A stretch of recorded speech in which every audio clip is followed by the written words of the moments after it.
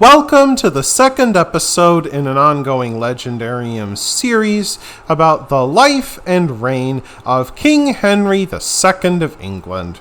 In part 2, we will talk about Henry's role in the ongoing civil war between his brothers and how he took advantage of his brother William's death to make himself first King of England and then Duke of Normandy.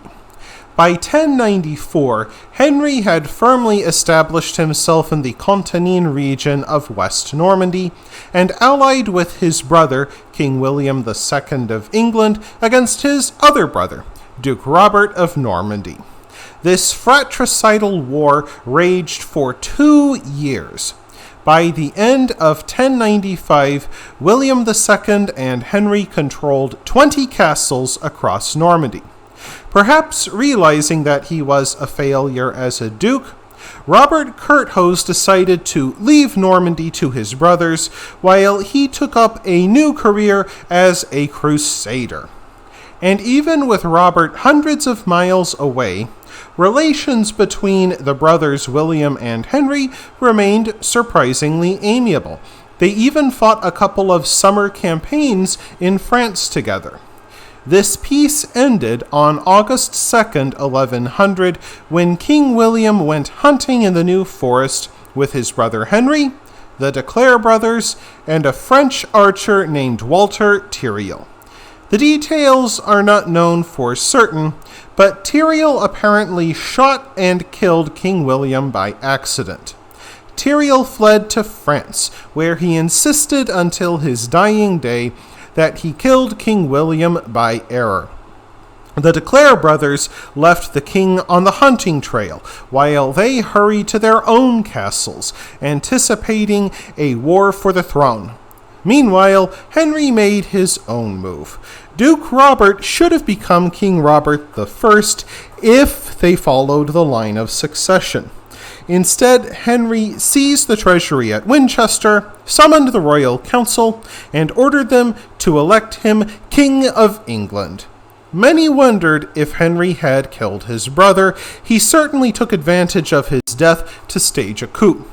And to consolidate his power, King Henry issued a coronation charter.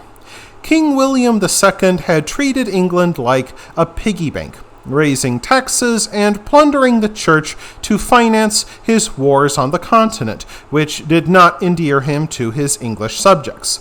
So, in his charter, King Henry pledged to respect the rights and property of the church and the French-speaking aristocracy of England.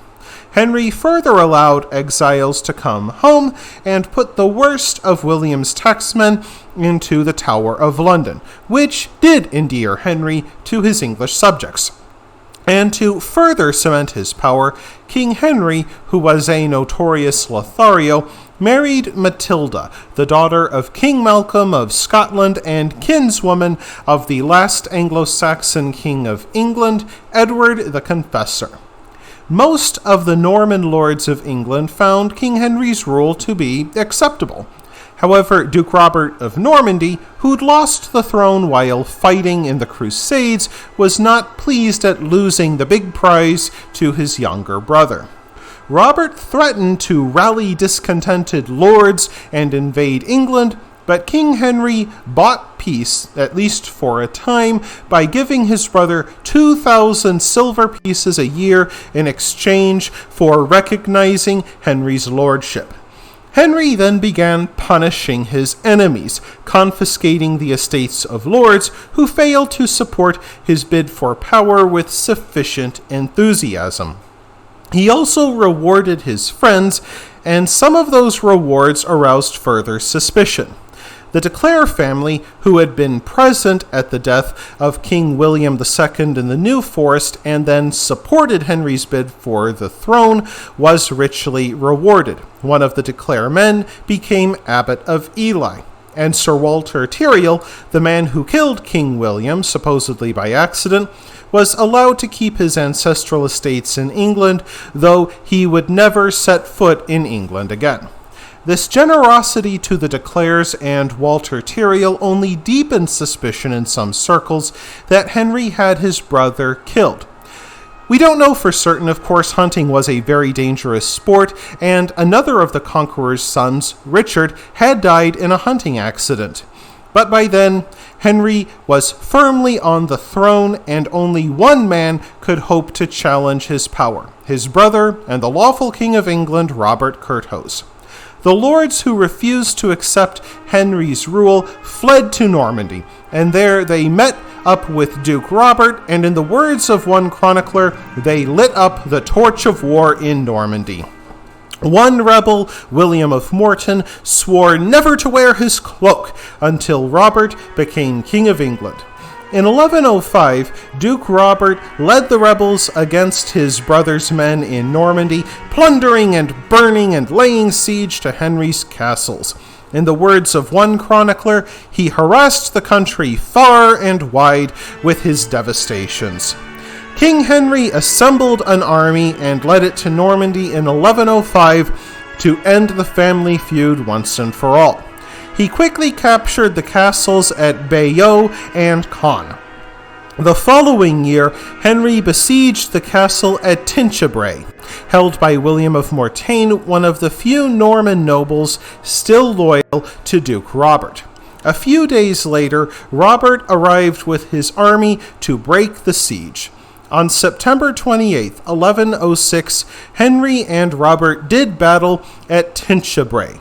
The fighting lasted for only an hour, but King Henry crushed his brother's army and made him a prisoner.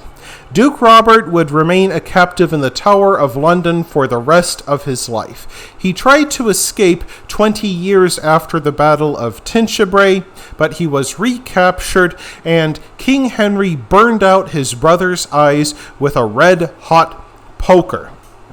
Very few kings at the time would have been bold enough to imprison a noble for life, let alone one of their own brothers. Yet King Henry had achieved power that only a few medieval monarchs could dream of. We'll see how he used it in the next episode. I hope you enjoyed this installment of the Legendarium. If you did, press like. If you want to see more, press subscribe. And if you've got anything to say, let me know in the comments section.